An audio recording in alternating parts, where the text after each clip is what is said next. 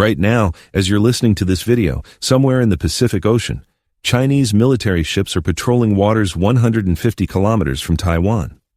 This happens every day, every single day. And most people don't even know about it because the media stays silent, because everyone thinks it's just another drill, another political theater. But what if I told you that in just 72 hours, 3 days, this island could fall? And that in those same 72 hours, the entire global economy would collapse? Not in a year, not in a month. Right then, in real time. Stock markets would crash by 40, 50, 60%. Supply chains would stop. Factories would shut down. Millions of people would lose their jobs overnight. Sounds like a Hollywood movie script? Like some crazy conspiracy theory? Except this isn't fiction. This is a real scenario being calculated by military analysts, economists, and governments around the world. And the scariest part, nobody's ready for this. Nobody at all. You know what's most terrifying? Not the war itself, but what happens after. Because Taiwan isn't Ukraine, isn't Syria, isn't some local conflict. Taiwan is the trigger for global collapse. And today, I'll show you why the capture of this island means the end of the world as we know it, why your life will change forever, and why all major media outlets are staying silent about this. Let's start with a simple question. What even is Taiwan? For most people, it's just a dot on a map, a small island somewhere in Asia. But here's a fact that will shock you. This small island produces 60% of all microchips in the world. I repeat, 60%, and 90% of the most advanced, most powerful chips used in artificial intelligence, in supercomputers, in military technology. All this power is concentrated in one company. It's called TSMC, Taiwan Semiconductor Manufacturing Company. You may have never heard this name. But every device you use, your phone, your laptop, your TV, even your refrigerator, has a chip from TSMC inside. Apple, Nvidia, AMD, Qualcomm. They all depend on this one company, all of them. Now, imagine, China invades Taiwan. The first thing that happens, TSMC factories stop. Maybe they're bombed. Maybe they're just seized. Doesn't matter. They no longer work. And at that moment, literally that very second, global production collapses. Apple can't make iPhones. Tesla can't make electric cars. Microsoft can't produce Xbox. Google can't build its data centers. But that's just the tip of the iceberg, because then a chain reaction begins. Companies that can't get chips start laying off people. Hundreds of thousands, millions of jobs disappear within weeks. These people stop buying goods. Stores close. Other companies lose customers. They lay off too. The spiral goes down faster and faster. And you know what's most horrifying? There's no plan B, no backup option. Because creating chip production from scratch isn't building a factory in a year. It's 10, 15 years of investment. It's hundreds of billions of dollars. It's technology that only Taiwan possesses. Yes, the US is trying to build its own factories. Europe is trying. But they won't be ready before 2030. And the crisis will happen tomorrow. Here's a concrete example. In 2021, there was a small chip shortage. Small. Taiwan factories slightly reduced production due to drought, only by 10%. And what happened? The automotive industry lost $210 billion. People waited for new cars for a year. Prices skyrocketed. And that was just 10% reduction in production. Now imagine a complete shutdown. Forever. So when we talk about Taiwan's capture, we're not talking about war. We're talking about economic apocalypse. And this is just the first part of our story. Now we'll dive deeper and look at what exactly will happen in the first 72 hours. How exactly the economy will collapse, minute by minute, hour by hour. So day 1, hour 0. Chinese military begins the operation. Missiles fly toward Taiwan's military bases. Ships blockade ports. Landing craft head for shore. The world doesn't yet understand the scale. News talks about tensions, about conflict, about possible escalation. Markets are still open. People are still calm. But in 2 hours, the picture changes. Asian stock exchanges open and instantly crash. Tokyo Stock Exchange loses 15% in the first hour of trading. Hong Kong 20%. South Korea introduces emergency trading halt. Investors panic. Because they understand this isn't a drill. This is real war. And most importantly, this is war for Taiwan. By the 6th hour, panic spreads to Europe. Frankfurt Exchange opens with a 12% crash, London 14%. Investors dump everything related to technology. Apple stock falls 30% in one day. Nvidia, 40%. AMD, 35%. These are trillions of dollars in market value evaporating in hours. It gets worse. By the 10th hour, the New York Stock Exchange opens. And there, real hell begins. Dow Jones drops 2,000 points in the first 30 minutes. Trading is halted 3 times during the day due to automatic circuit breakers, but it doesn't help.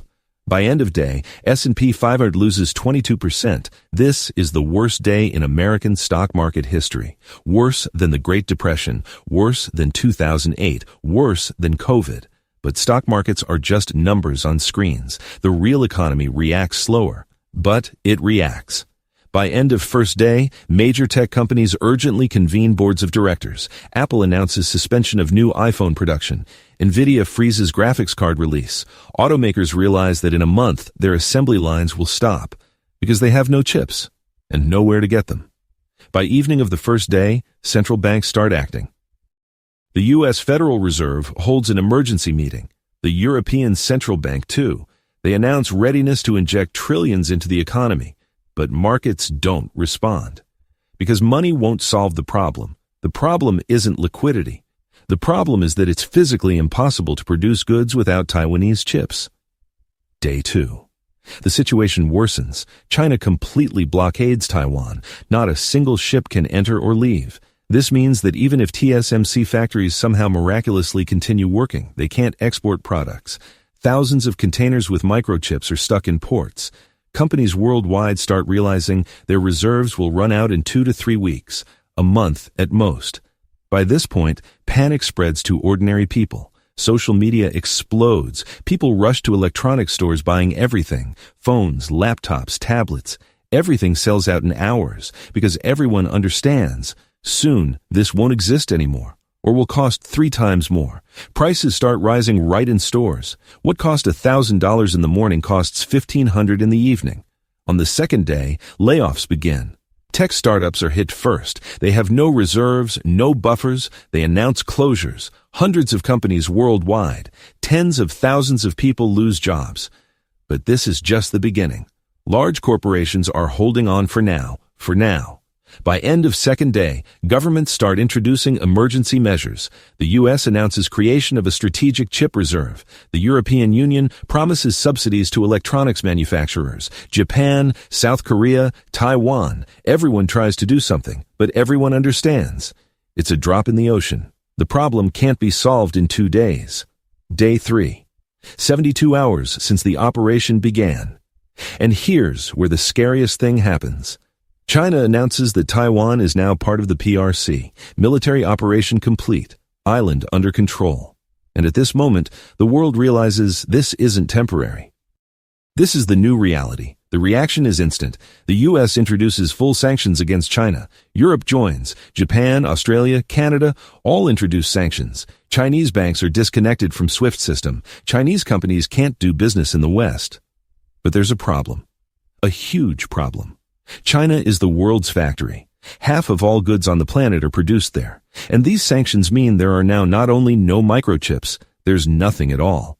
By end of third day, economists start counting losses.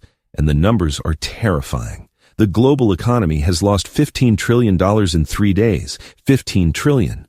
That's more than China's GDP. That's the size of the U.S. economy for a year, evaporated in 72 hours. But these are still just numbers. What happens to real people? That's where it gets truly scary, and that's what comes next. Now we'll talk about how this crisis will hit each of us, your wallet, your job, your life. A week after Taiwan's capture, your life will never be the same. And I'll explain why right now. Let's start with the simplest thing, your smartphone. You're used to changing phones every 2 to 3 years. Maybe every year if you're a gadget enthusiast. Well, forget about it.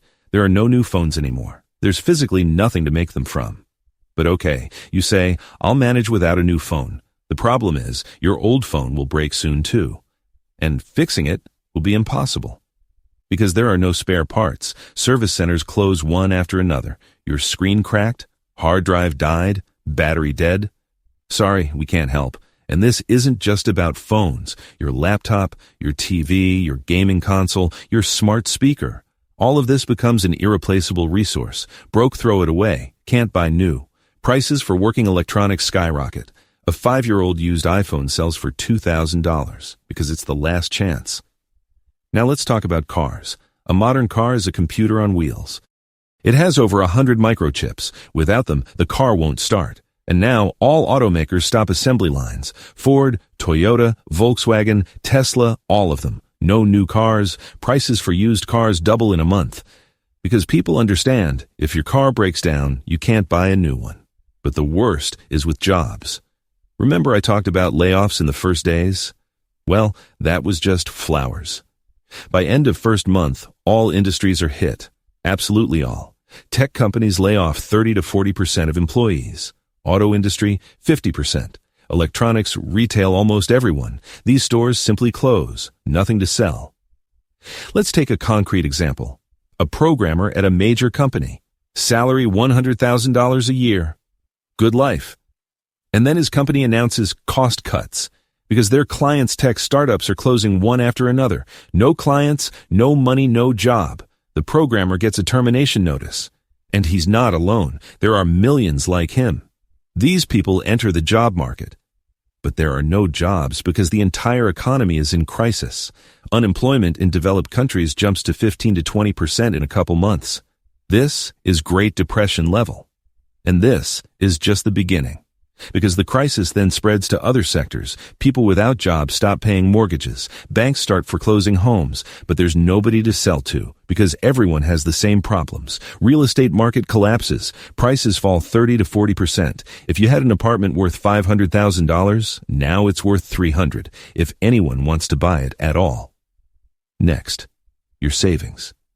If they're in the bank, you think they're safe? Not quite. Because banks invested your money in stocks, in bonds, in real estate, and all of that collapsed. Banks suffer huge losses. Small banks start going bankrupt. People rush to withdraw money. Classic panic begins. Governments try to calm people, introduce deposit guarantees, print money. But this causes another problem.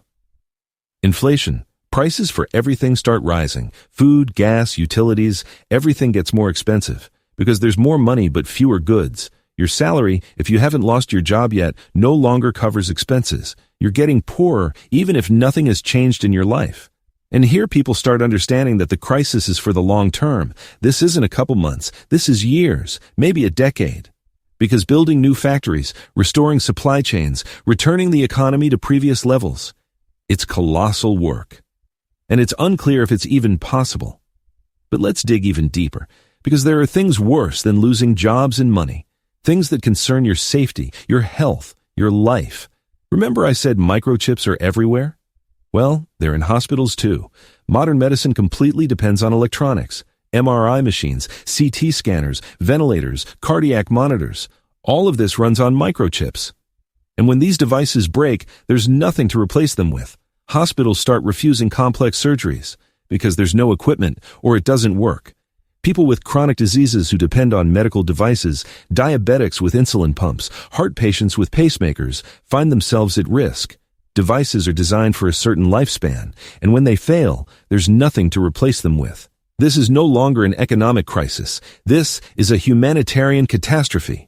Now, imagine all of this happening simultaneously. You lost your job, your savings devalued, your car broke and can't be fixed, your phone doesn't work, hospitals have no equipment, prices for everything are rising, and you understand this is your new reality. And it won't change for years to come. That's what Taiwan's capture means for an ordinary person. Not for politicians, not for generals, not for economists. For you, for your friends, for your family. This is the collapse of life as you know it. And the scariest part, most people don't even suspect how vulnerable they are, how much our entire civilization hangs by a single thin thread. But there's another level to this catastrophe, a level that's almost never discussed. It's geopolitical consequences. Because Taiwan's capture isn't just an economic crisis, it's the beginning of a new world order. And that's what our third section is about. When China captures Taiwan and the world can't do anything about it, a fundamental shift in global politics occurs. America, which has been the world hegemon for 70 years, suddenly shows its weakness. It couldn't protect an ally. It couldn't prevent the capture, and all other countries see this. Asian U.S. allies react first. Japan, South Korea, Philippines. They all relied on American security guarantees. They believed the U.S. would protect them from aggression. And now that belief crumbles. Because if America didn't protect Taiwan, why would it protect them? Japan starts urgently building up its military. The pacifist constitution that's been in effect since 1945 is abolished in a week. Japan announces a nuclear weapons program. Because they can no longer rely on the American nuclear umbrella. They must defend themselves. South Korea does the same. They understand, if China can capture Taiwan with impunity, what stops North Korea from attacking them? The nuclear program, closed 30 years ago, resumes. In 6 months, South Korea has its own nuclear bomb. But this is just Asia. Europe starts panicking too. Baltic states, Poland, Romania, they all fear Russia. And if the U.S. couldn't stop China, can they stop Russia? These countries start arming like crazy. Poland announces creation of a 1 million-man army. The Baltics introduce universal military service. Germany, which for decades refused to increase military spending, suddenly allocates 300 billion euros for rearmament. France increases its nuclear arsenal. Europe turns into a military camp, and all this happens against the backdrop of economic crisis when there's no money for anything. Now, the most interesting part, China, having captured Taiwan, gains control over global chip production, and it starts using this as a weapon. Some countries get chips sold to them, others don't, or they're sold at inflated prices, or with conditions. For example, you want microchips? Then stop cooperation with the U.S., kick out American bases, break the alliance, and you know what? Some countries agree, because they have no choice. The economy is collapsing, people have nothing to work with, and if China offers access to chips in exchange for loyalty, they agree. Thailand withdraws American troops. Philippines closes U.S. bases. Indonesia signs an alliance with China. In a year, the geopolitical map of the world changes beyond recognition. China becomes the dominant force in Asia. America loses allies one by one. Europe plunges into chaos, trying to simultaneously cope with economic crisis and military threat. The old world order is dead. The new one hasn't been born yet. And in this vacuum, conflicts begin. Because when the economy collapses and the balance of power shifts, wars start. It's always been this way in history. Take a concrete example. India and Pakistan, they're already on the brink of conflict. Both countries have nuclear weapons. And then economic crisis begins. Unemployment skyrockets. People are starving. Governments need an external enemy to distract the people from internal problems. And conflict escalates into war. Or the Middle East. Iran sees that America has weakened. Time to act. They resume the nuclear program in full. In a year, they have a bomb. Saudi Arabia, in response, gets a bomb from Pakistan. Israel is on the verge of panic. The region turns into a powder keg. And all of this is a direct consequence of Taiwan's capture. Because when economic order collapses, political order collapses too. When the hegemon disappears, a vacuum emerges. And vacuums are always filled with war, chaos, blood. But let's return to economics. Because there's another aspect we haven't discussed. Debt. Government debt. U.S. debt $35 trillion. Europe's debt about the same. China is the largest U.S. creditor. It holds $1 trillion in American bonds. And then conflict begins. The U.S. introduces sanctions against China. China, in response, dumps American bonds. $1 trillion is thrown onto the market. Bond prices collapse. Yields skyrocket. This means the U.S. now has to pay huge interest on debt. The budget is bursting at the seams. And then there's the economic crisis. Tax revenues fall. Unemployed demand benefits. The government is forced to print money. More and more money. Inflation accelerates. 10%. 20, 30, the dollar loses value. People with savings in dollars get poorer before their eyes. And this doesn't just affect America. Europe, Japan, everyone has the same problem. Huge debts, falling economy, rising inflation. Central banks try to balance between stimulating the economy and controlling inflation. But it's impossible. Any action causes new problems. By end of first year after Taiwan's capture, the global economy loses 30% of its size. 30%. That's more than the Great Depression. This is the biggest economic collapse in human history. And it's unclear how to get out of it. Some economists say it'll take 10 years to recover. Others say 20. The most pessimistic say we'll never return to 2024 levels. Because that world was based on globalization, on free trade, on complex supply chains, and that world no longer exists. Now every country tries to produce everything itself, but it's impossible. No single country can produce everything. It's too complex, too expensive. So efficiency falls, productivity falls, standard of living falls. We're going back decades to a world where goods are more expensive, quality is worse, choice is less, to a world where most people live poorer than their parents. And here's what's most terrible about this whole story. All of this could have been prevented. Absolutely all of it. If the world had realized in time how dangerous dependence on one region is, if they'd started building factories in other countries 10 years ago, if they'd diversified production, if they'd treated Taiwan as critical infrastructure for the entire planet, but instead, everyone chased profits. Companies wanted the cheapest chips. Taiwan produced them better than everyone and cheaper than everyone. Why build factories elsewhere? Why spend billions on backup capacity? The market decided everything, and the market led us to catastrophe. Governments are guilty too. They saw the risks. Analysts warned. Military calculated scenarios, but nobody acted. Because building chip factories is expensive. It's unpopular with voters. It doesn't give quick results. Politicians need victories here and now, and strategic planning decades ahead isn't their concern. And here's the result. The world became hostage to one island, to one company, to one region that could become a combat zone at any moment, and when it happened, it turned out there was no way out, none at all. Now, let's talk about what happens a year after the capture, because we discussed short-term consequences. But there are long-term ones, and they're even scarier. First, technological development stops. You're used to new, more powerful phones coming out every year, that computers get faster, that artificial intelligence develops. Forget it. Without advanced chips, progress freezes. Companies can't create new products. Startups close. Investment in technology drops to zero. Artificial intelligence that could revolutionize medicine, education, science frozen. Because training models requires enormous computing power. Needs data centers packed with the most modern chips, and these chips no longer exist. Projects for curing cancer, fighting climate change, space exploration, all postponed indefinitely.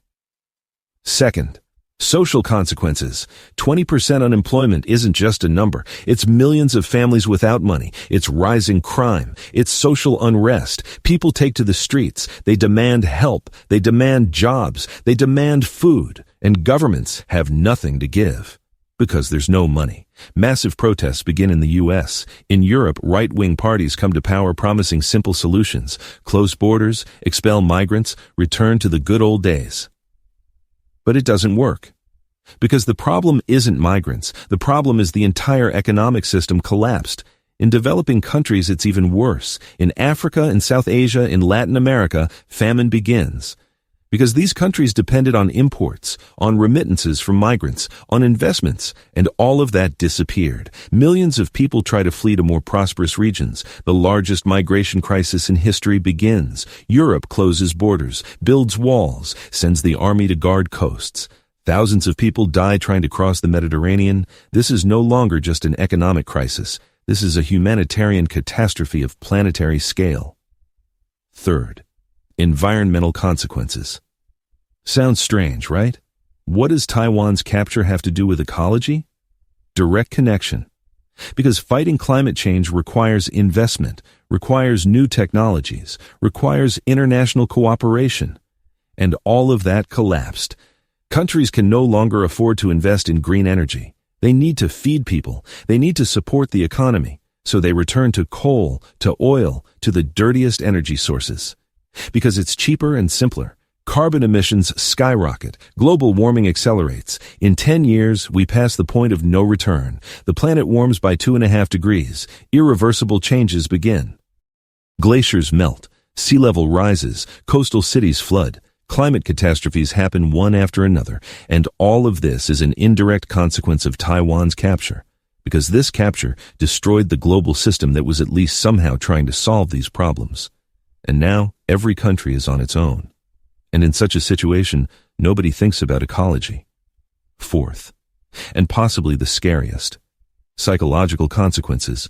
A generation that grew up in the era of globalization, in an era of growth and optimism, suddenly finds itself in a collapsing world. Young people look to the future and see nothing good, no prospects, no hope, no meaning. Depression levels rise, suicide rates increase, people lose faith in the future, they stop having children, birth rates fall to record lows. Because why bring children into this world, into a world with no future? And now we've reached the most important question. Could this have been avoided? And can anything still be done? Because the scenario I described isn't inevitable. It's just one possible version of the future. But it's the version we're heading toward right now. Chinese military ships patrol waters around Taiwan every day. Tensions are rising. China doesn't hide its intentions. They want to reunify the island with the mainland. And the only question is when this will happen. Not if, but when. The U.S. promises to protect Taiwan. But these promises are becoming less and less convincing. America is divided by internal problems. Half the population doesn't want to fight for some island on the other side of the planet. Politicians are afraid to get involved in conflict with a nuclear power, and China sees this. It sees weakness, and this makes an attack more likely. The only reason China hasn't attacked yet is precisely the economic consequences. They understand that capturing Taiwan will destroy their economy too, because China also depends on global supply chains, also depends on exports. And war means the end of all that. But what if Chinese leadership decides political goals are more important than economic ones? That reunification with Taiwan is a matter of national pride that has no price? History is full of examples of countries committing economic suicide for political goals. And China could become the next example. So what to do? How to prevent catastrophe? There are several paths. First, diplomacy. Dialogue between the U.S. and China is needed, guarantees that America won't support Taiwan's independence, and in exchange, China pledges not to use force. This is called strategic ambiguity, and it's worked for the last 50 years. But now this system is failing. Both sides are becoming more aggressive. China is increasing military presence. The U.S. is selling weapons to Taiwan. Each step by one side causes a response from the other. The escalation spiral is spinning, and it's unclear how to stop it. Second path, economic. Urgently diversify chip production. Build factories in different countries. Intel and TSMC are already building factories in Arizona in the U.S. Europe is also planning factories, but this will take years, and it's unclear if they'll finish before the crisis starts. Third path, military. Strengthen Taiwan's defense so China understands capturing the island will be too costly. Too many casualties, too much risk. Turn Taiwan into an impregnable fortress, but this also requires time and money and political will. The problem is, all these paths require action now, immediately. But politicians and businessmen are used to postponing difficult decisions, because today everything seems fine. Factories are working, chips are being produced, the economy is growing. Why change anything? But this is an illusion of stability. Beneath the surface, catastrophe is brewing. And it can happen at any moment, tomorrow, in a month, in a year. And when it happens, it'll be too late to do anything. Because preparation takes years. But catastrophe happens in days. And now we've reached the final part. Two conclusions. To what you, specifically you, can do. Because this story isn't just about governments and corporations. This is a story about each of us, about how we live, about what we depend on, about how fragile our civilization is. First conclusion. Recognize the scale of the problem. Most people don't even know Taiwan produces most of the world's microchips. They don't understand how much our entire life depends on this small island. Share this information. Tell friends. Tell family. Because the more people understand the problem, the more pressure on politicians to act. Second conclusion. Prepare personally. I'm not saying build a bunker and stock up on canned goods, but be realistic. Diversify your assets. Don't keep all money in one currency. Don't store all savings in tech company stocks. Think about a backup plan if you lose your job. Learn skills that will be needed in a crisis. Third conclusion. Support politicians who understand this problem, who are ready to invest in chip production in your country, who advocate for diplomacy, not confrontation, who think about long-term strategy, not short-term gain. Your voice matters. Use it. Fourth conclusion, demand transparency from companies. Ask where components and products you buy come from. Support companies that diversify their supply chains. Boycott those completely dependent on one region. Consumer power is real power, and you can use it. Fifth conclusion, don't panic, but stay vigilant. Follow the news, especially what's happening in the Taiwan Strait. If you see signs of escalation, Chinese drills on unusual scales, sharp rhetoric from both sides, troop movements, that's a signal. Maybe it's worth moving some savings into more reliable assets. Maybe accelerate important purchases while it's still possible. Sixth conclusion, support science and education. Because the way out of this crisis, if it happens, will be through technology, through new production methods, through innovation. And the more talented scientists and engineers we have, the faster we can recover. So invest in education. Yours, your children's, your society's. Seventh conclusion, build connections. In crisis times, it's not the richest who survive. It's those who have support, family, friends, community. Don't isolate yourself. Help others. Create mutual aid networks. Because if crisis happens, we'll go through it together or not at all. Eighth conclusion, don't lose hope. Yes, the situation is serious. Yes, the risks are enormous. But humanity has survived worse crises. We went through world wars, through economic depressions, through pandemics. And we're still here. We adapt, we find solutions, we survive. This story isn't finished, the ending isn't written yet. Taiwan's capture isn't inevitable. It's just one possible scenario. And we still have time to change course, prevent catastrophe, build a more resilient world that doesn't depend on one island, one company, one region. But this requires action. Now, not tomorrow, not in a year. Now. Every day of delay makes crisis more likely. Every day of inaction brings us closer to the edge of the abyss. So I'm calling on you. Don't be indifferent. Don't think this isn't your problem. This is everyone's problem. Because we all live in one world. And when this world collapses, it collapses for everyone. Spread information, talk about it, write about it, demand action from authorities, prepare yourself, help others prepare. Because together we can change the future. Together we can prevent catastrophe. Human history is a history of overcoming crises, and we'll overcome this crisis too, if we act wisely, if we act together, if we start acting right now. Thank you for watching to the end. If this video made you think, hit like. If you think others should know about this, share it. If you want more content about global risks and how to prepare for them, subscribe to the channel. Remember, the future isn't predetermined, it's created by our actions, and each of us can contribute. Let's create a future where such catastrophes are impossible. A future based on cooperation, not confrontation. On resilience, not fragility. On hope, not fear. See you in the next video. Take care of yourselves.